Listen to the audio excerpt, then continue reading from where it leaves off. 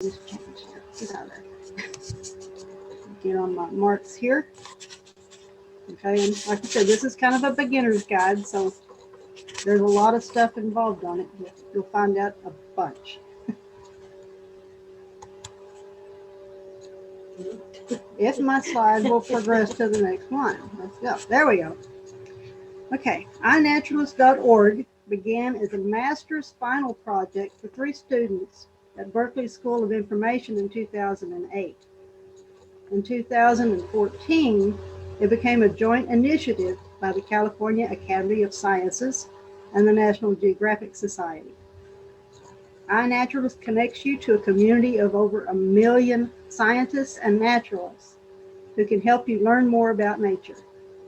By recording and sharing your observations, you'll create research quality data for scientists working to better understand and protect nature.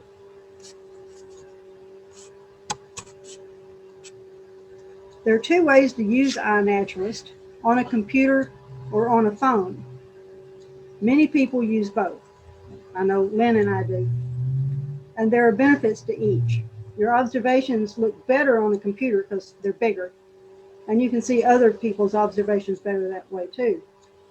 But there's a bunch of features that are not of it, and there's a bunch of features on the computer that you don't see on your iPhone or Android phone. The app is better for recording observations on the fly, though. Of course, the first thing you want to do is log on and get you an account set up if you don't already have one. But that's real easy to do. It's free, and it's pretty quick. Okay, according to iNaturalist, an observation records an encounter with an individual organism at a particular time and location. This includes things like plants, animals, insects, signs of organisms like tracks, scat, nests, and things that have just died, such as roadkill. You make a separate observation for each individual organism you encounter. If you take multiple photos of the same organism, iNaturalist considers that to be one observation. Each separate photo does not count as multiple observations. If you revisit an organism, such as returning to a plant to see if it's flowering, for additional photographs, you make a separate observation because it was taken at a different time. With that little dot, I'm having trouble finding it. What shouldn't be included on iNaturalist? Pets, your friends, fossils, livestock, plants in a nursery or ones you planted in your yard, even if they are natives. And you don't use landscapes or man-made objects.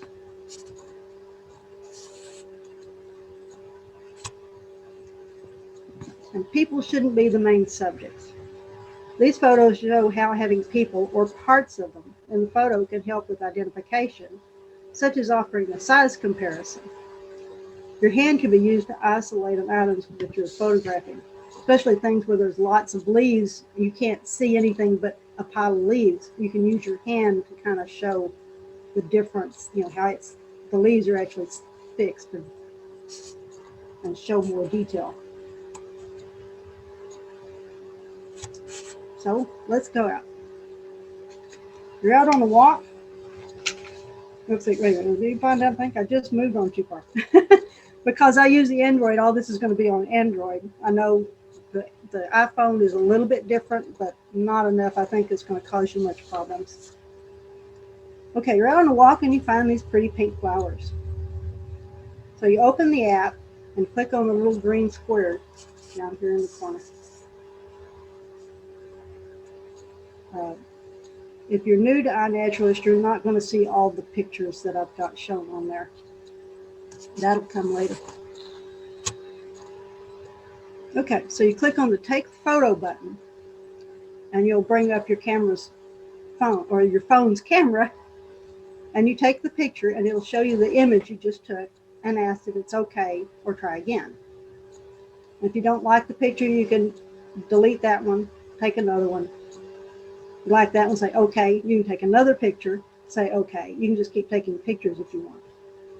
Uh, once you get the pictures there, you can move them around, like the last picture you take better. You want to show that to the front as the main picture.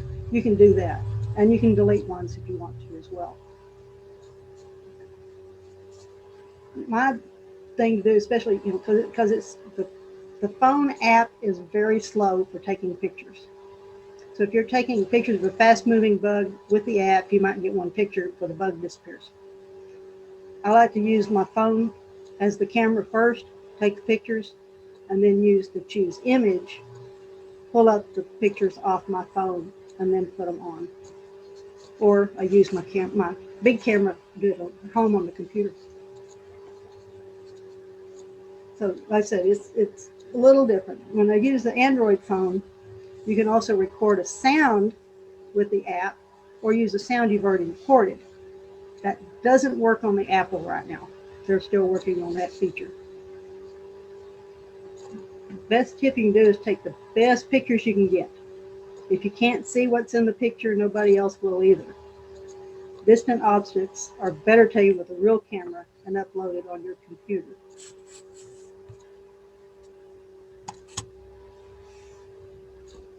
Okay, now we get into the observation. Here you have options. You can click on the "What did you see?" and let iNaturalist offer a suggestion, or type in the name yourself. If you don't get a good suggestion from iNaturalist, try to narrow down the identification as best you can, such as saying birds, plants, mammals. And if you can't get close or don't have any idea what it is, you can just type in unknown. Be aware that iNaturalist can be wrong, especially if the angle of the photo is misleading, because I once had a white-tailed deer that iNaturalist identified as a red kangaroo. And you can also put notes on your observation, like it was a meadowlark eating another bird or something, just whatever you need to say, or just it was a nice day or something.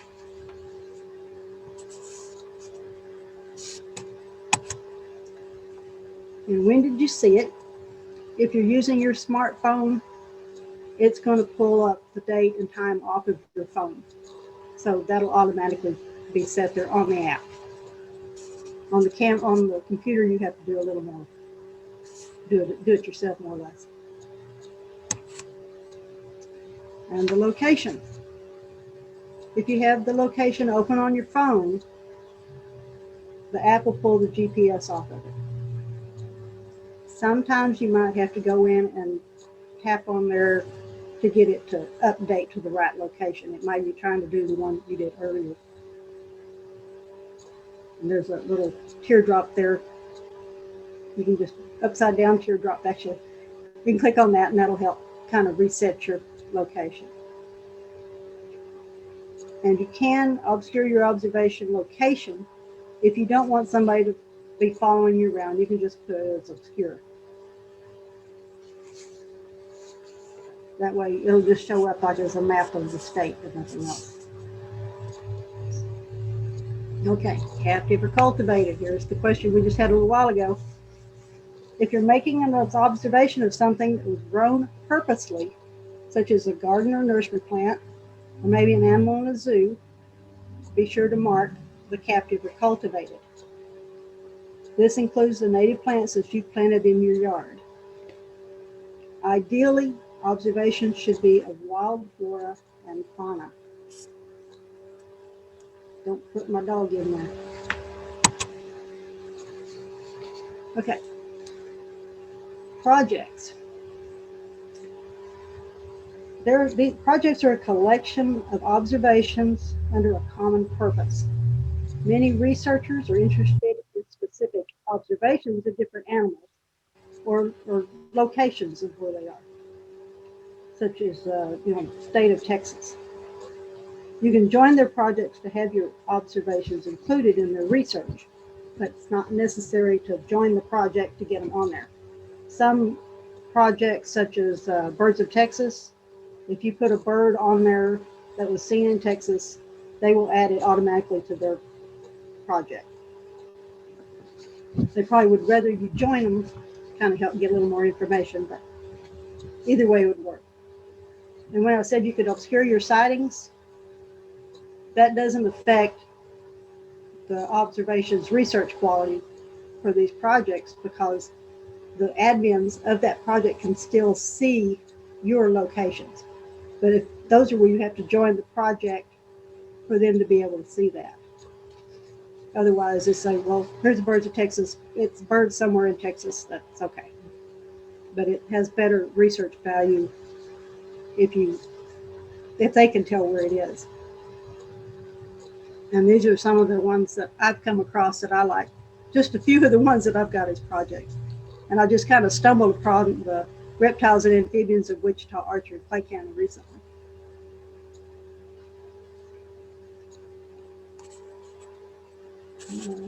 Here we go. Okay, once all the information's filled out, you see your observation. You see a little map, your location, and you can zoom in on it on your app as well if you want to get closer.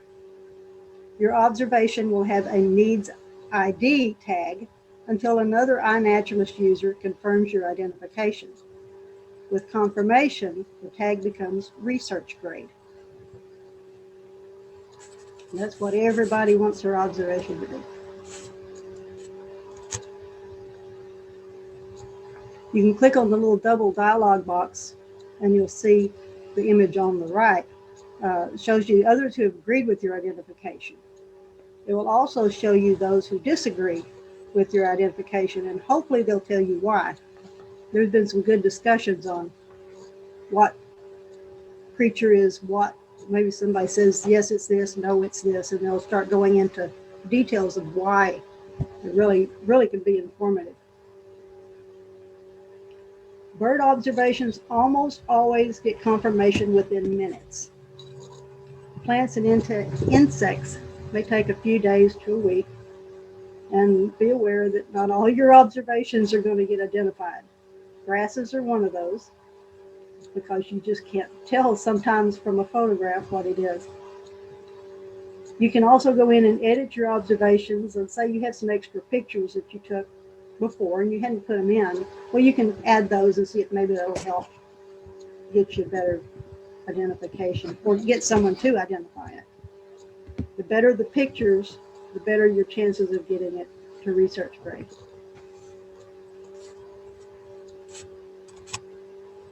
Okay, let's go through a few tips. When observing plants especially, try to get more than just a flower. Many plants don't have flowers or may not be blooming at the time that you take the pictures.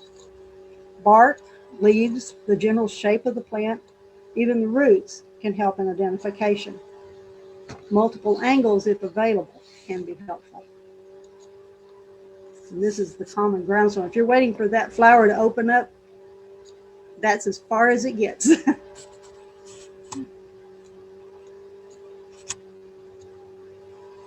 Okay. The quality of the photograph will sometimes determine whether you get a good identification or not. Distant or out of focus shots may be hard for anyone to identify. If you can't see what's in the photo, no one else will be able to. However, sometimes your camera just won't focus on a subject, and an out of focus shot is all you have.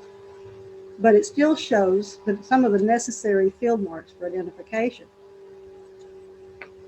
But in focus would be better, but sometimes you can still get identifications on. For birds and other wildlife that you can't get close to, using your phone's camera is probably not the best choice. Some subjects require a real camera with better magnification to get an identifiable photograph.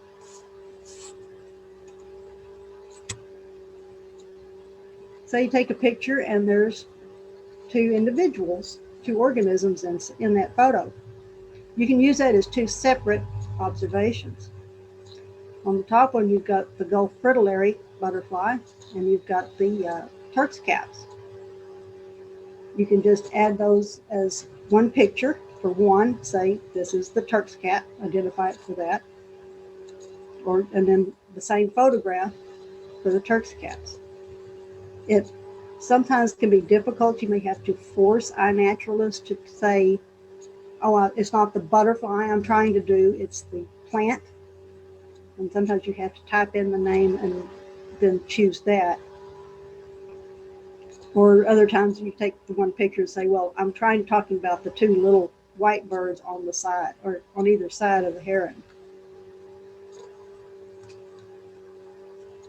But either way, you've got one photo, two observations.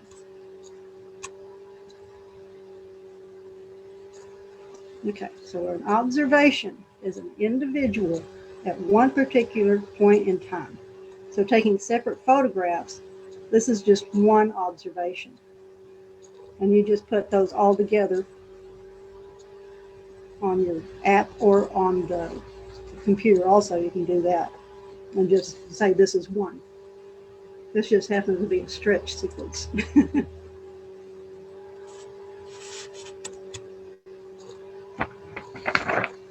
Once you start adding observations, you can see them all on the app. This includes the ones you've entered on your computer and vice versa. If you pull your computer up, you'll see the ones you've added on your app also. The identifications on the top, or see, well, you see the observations, how many observations I made at this particular time, and how many total species have been identified. This doesn't count genera or unknowns or anything, just those species that have been identified. The identifications are ones that you have identified for other people or helped identify. And you can use the search feature up at the top, the little magnifying glass, to search for, if you want to search through your observations and find your pictures of white-tailed deer, you just hit that and type in white-tailed deer and it'll show you most of the time. Sometimes it gets kind of hesitant to do anything. Okay, if you click on the little bulleted list there, that changes how your observations show up. If you like the full picture grid on the left, that's fine. Or if you want to make it the list of the names and everything, you can do that. And you can go back and forth as many times as you want, whenever you want. It's just your preference on how you want to do it. Okay, when you click on those three bars on the upper left-hand corner, you open a whole wealth of information. You can explore, you can click on, look at projects, guides, activities, other things. And you can do anything you want to on that. Let's see, we're going to go to projects. If you can go in and search, hit the projects. Excuse me. Where did I go? There I am. Well, maybe I'm not there. There we go. You can go in and click projects and you can search for something. I just happened to, at the time I was doing this, choose those Weekend Nature Bio Blitz we did one year. You can type it in there and hit search, and it'll show you the information about that project, what observations have been put onto that project. You can join it, or you can just look at the about and see what's there. Sometimes there's news snippets in there as well.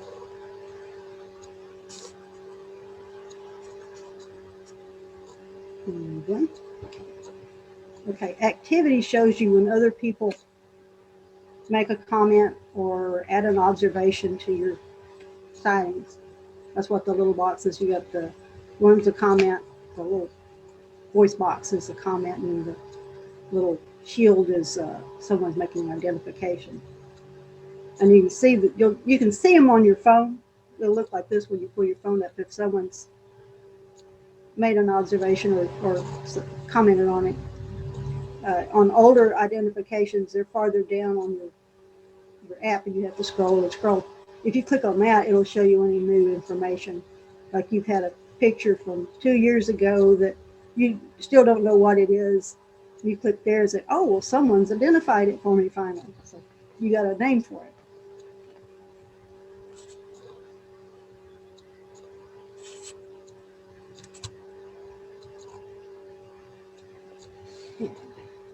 Guides are a little tricky on the iPhone or Android because it's just not very functional.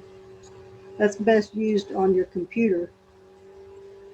But I've tried several of them and other people's guides, and you can't really search them. You just see the list of observations. But if you go to your computer, that opens up a whole new network for you. Because when you pull up guides on the computer, you can do a number of things with it. You can make your own guides. They say they're not developing the guides anymore, but you can still use them as they are. I have one going for Lake Arrowhead, and I've already exceeded the 500 species that they'll let me put on it, just from other people's observations for the park. But you can go in and you can look at it several ways. You can even print it up. You can go in to the website, click on guides, and find the one you want, and click on print, and you can print it as a grid view, which is just the pictures like you see on your app. You can do a book where it'll have the picture and the information about the organism, and it'll be like several pages, just like you would have a regular book. Or you can do it in a journal format, which has a split page where you've got the species and the information on one side, and then there's places for notes on the other. So you can do lots of things with this app. I mean, if you want to get more involved, you can probably do everything you want to on here. But computer helps a whole lot. So first thing you want to do is go out and start observing. And don't forget about the City Nature Challenge. Here we go. Let's get started. That's what I've got.